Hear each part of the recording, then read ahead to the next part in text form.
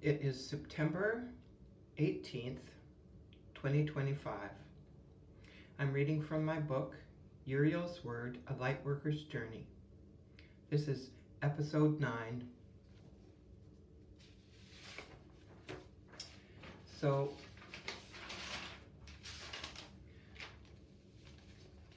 I'll start with my intro. I think I'll start with Hafiz first from my foreword. This is a poem quoted from A Year with Hafiz by Daniel Ladinsky on page 148. Enduring the absurd. Such a dignity can come to us, enduring the absurd, with forbearance and humor. Elegant becomes the countenance of one who exemplifies patience.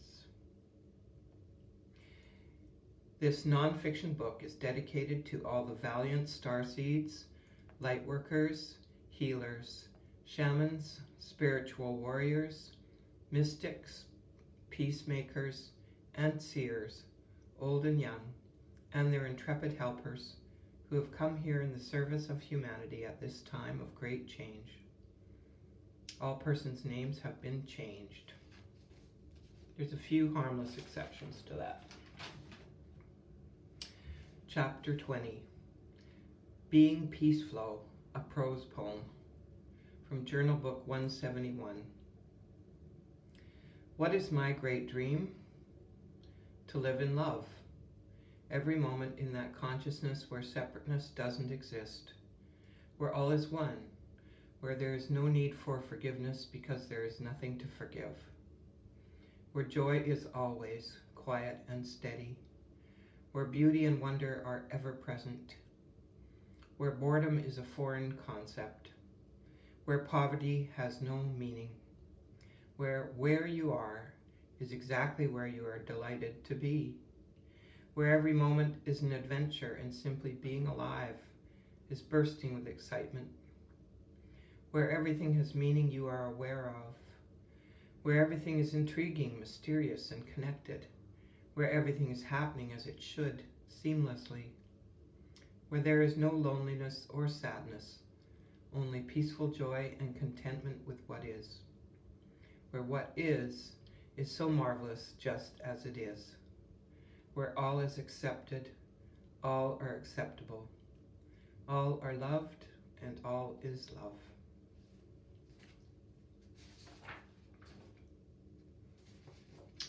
Chapter 21.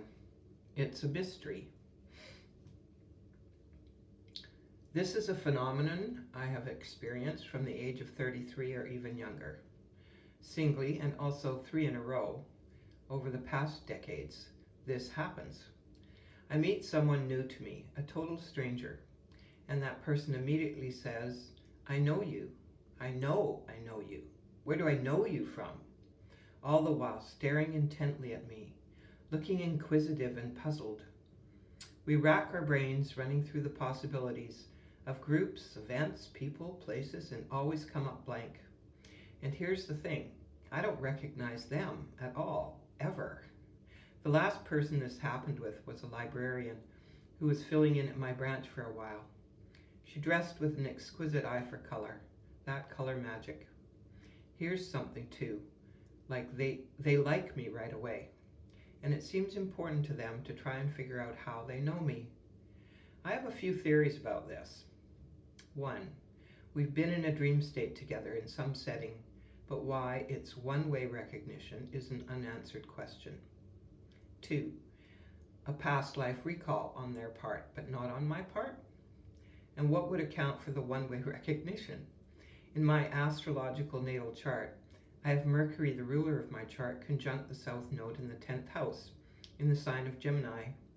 It is at the 9 degree of the fixed star Aldebaran, the royal star of Archangel Michael, and the Sabian symbol for it is a medieval archer poised and ready, good aim and facility. The south moon node in the 10th, with all the rest, suggests that in a past life I was a teacher, lecturer, or even entertainer who had an audience.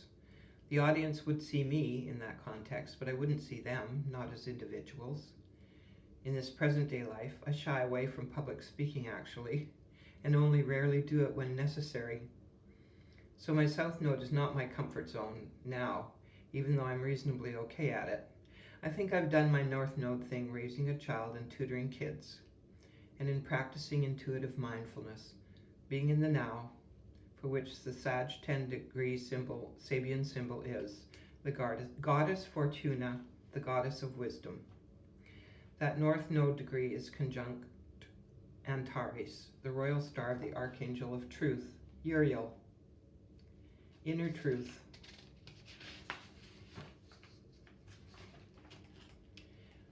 Three, I have a doppelganger, or even clones, running around out in the world.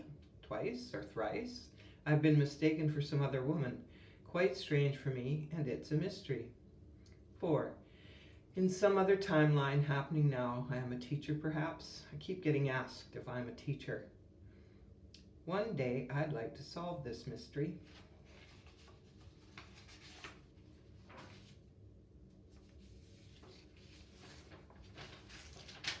Chapter 22, T.I.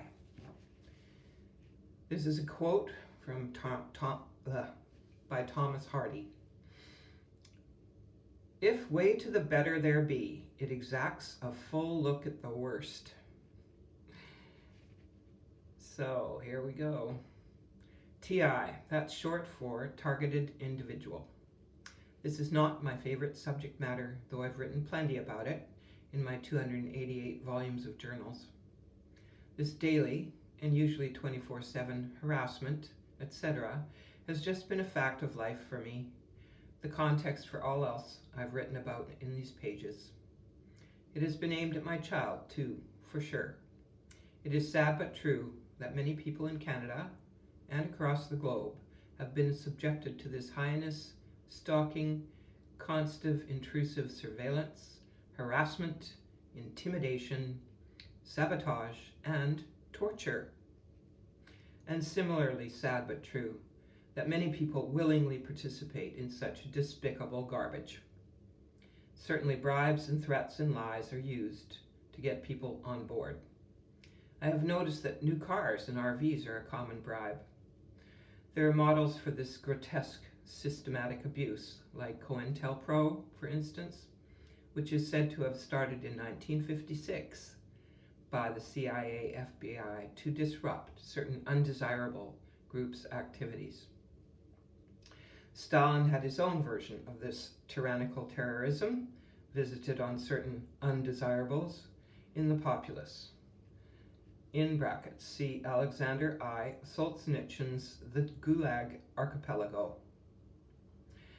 Undesirables like artists, critical thinkers, social activists, psychics, healers, ethnic groups, certain blood types, certain family lines. Yes, about blood types, especially O negative, certain family lineages, women, and anyone they just don't like for any reason whatsoever. In any stripe, it is a flagrant, but these days covert abuse and utter disregard of human rights. It is also used for sick, experimental purposes, and some of these wackos do it for thrills and or money, drugs, sex, and other forms of gain. Really. MK Ultra and the Stasi just changed names and went underground. Trying to put it in a nutshell for someone oblivious to this domestic terrorism, recently I said, every business, every group of any sort, bureaucracy, government, fire hall, medical facility, police station, church, gym, support group, choir, you name it, it is infiltrated by this criminal element, which destroys trust. And when you try to get help, beware of the traps set, just waiting for you to step into. Totally complicit doctors, dentists, psychiatrists, and intake nurses. And if when you try to tell normal people about this, 99% will disbelieve you, no matter how sane and stable a person you obviously are. The methods used are many and varied, quite endlessly creative, and alas, used for such destructive ends.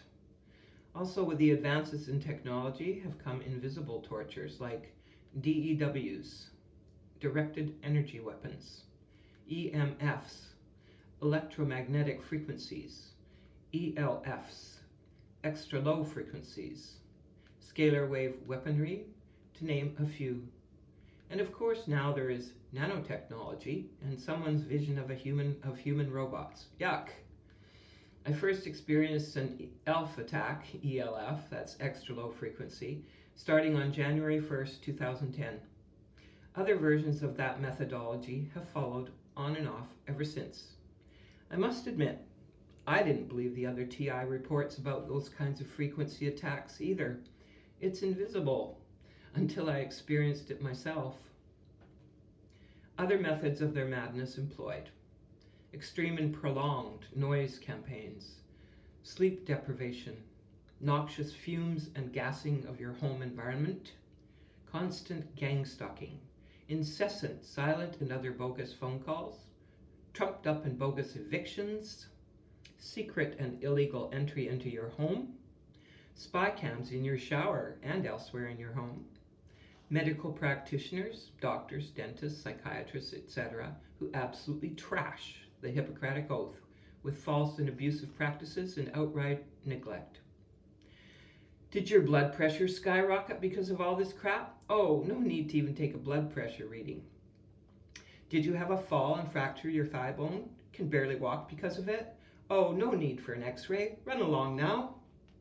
Lawyers and bureaucrats who get graft to betray your interests and promote their own and others' interests. Contractors who devise arranged vehicle accidents, sabotage of your vehicle, being chased and run off the road. Con men, deceiver, Romeo perps who intentionally meet you with the purpose of abusing you intimately and your children, if you have kids, and so many other tricks and troubles, too numerous to list. But one favorite used on me to get and keep me isolated, with no friends or help or support by any decent person, is to attack any such decent person who befriends me and effectively drive them away. Then the perp fake friends swoop in and mess with you. Any attempts to get out of poverty are blocked, stolen, and derailed. Intimidation, a lot of that. Psyops, mind games. These bands of bad actors use spy technology to always apprehend your every move. I am strongly reminded of Lemony Snicket's A Series of Unfortunate Events books. Amazing how, no matter what new place and situation the three Baudelaires are moved to, their evil nemesis is already there, set up and ready to trash and threaten their lives once again. Oh, with his band of bad actors. They are forced to keep moving, and it is exhausting. All their resourcefulness is tested to the limit. They are constantly in a fight for their lives. That author certainly knew about this crap. There's something I call the old 180, where the truth is inverted, reversed, way beyond lying, but accusing and trying to frame you for what they, in fact, are doing. Unfortunate indeed. I have experienced all of the above-mentioned techniques and more for decades. It became overt in the year 2000. As far as how long it's been happening, one GP actually suggested from the day you were born. The implications of that are deeply disturbing. So is living through this, how it warps your life.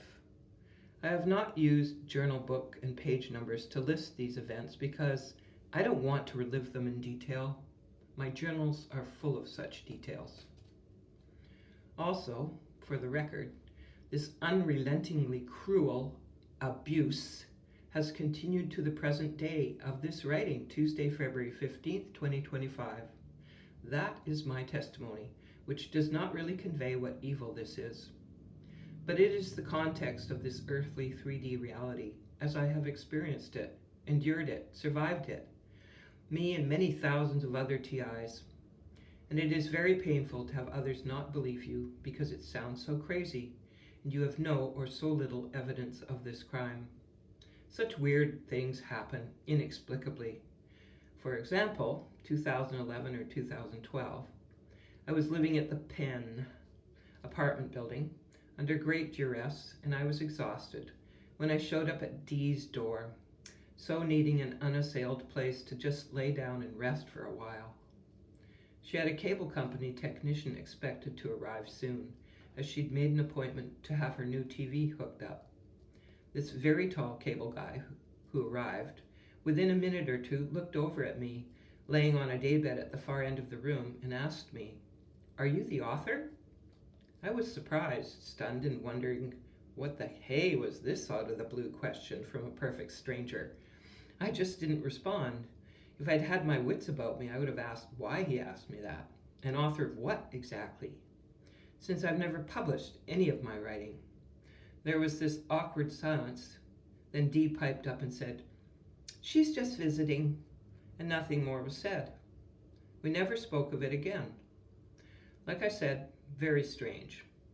I knew Dee had wanted to be a writer from way back when we met in 1991, and we'd done some I Ching inquiries with our friend Leah.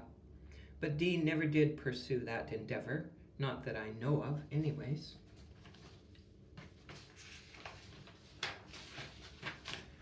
A couple of true testimony examples. Sabotage of the front wheel of my car so that it literally fell off as I was driving.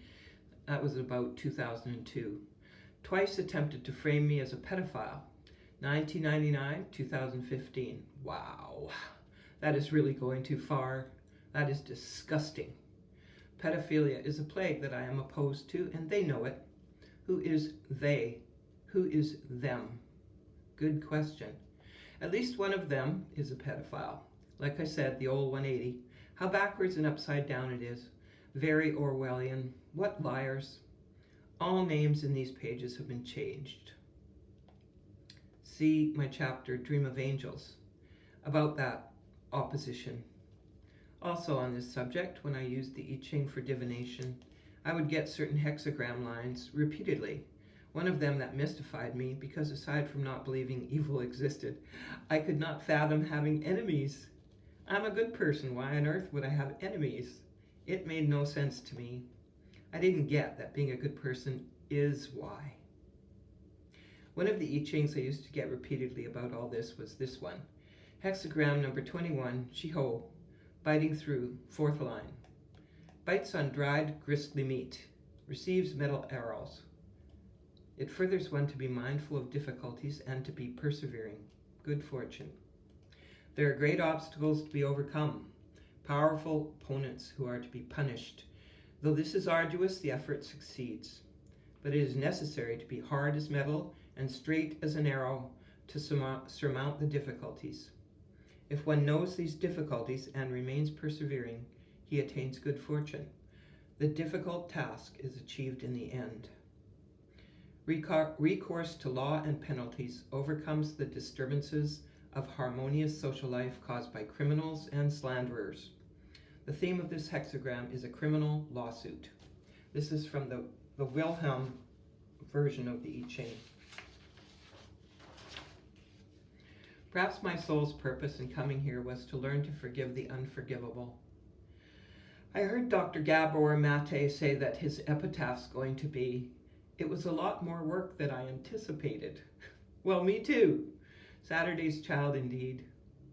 Some of us imagined a peaceful, thriving humanity, enlightened self-government, kindness and cooperation and brotherly love, the fostering of well-being, all that good stuff. On a bad day, I like to remember a line in the movie about the Dalai Lama, Kundun. The good will win, the bad will lose, Kundun. On a good day, it bears repeating Rumi's oft-quoted wisdom. Out beyond ideas of wrongdoing and right-doing, there is a field. I'll meet you there. And from Yogananda's autobiography, a quote from the Upanishads. He who knows the joy of Brahman, knowing both good and evil, transcends both.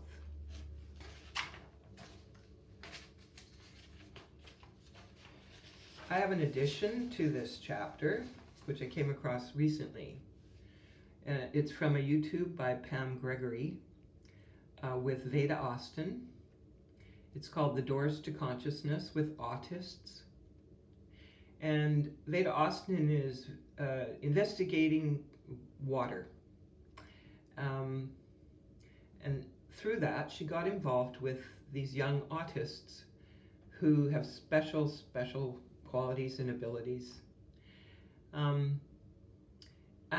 In this video, at minute 46:09, there's a quote by Sammy, who is one of the autists that she interviews. Things that are out of tune and out of harmony will cease to exist, because the power of all this is overtaking the planet at rapid rates and cannot be stopped. We're too far along in the process. No one saw us coming, and the evil ones could not see our true potential. Even if they tried to stop us with poisons, they did not know that they helped us stay out of the body and bring in something new. And that concludes episode 9. Signing off.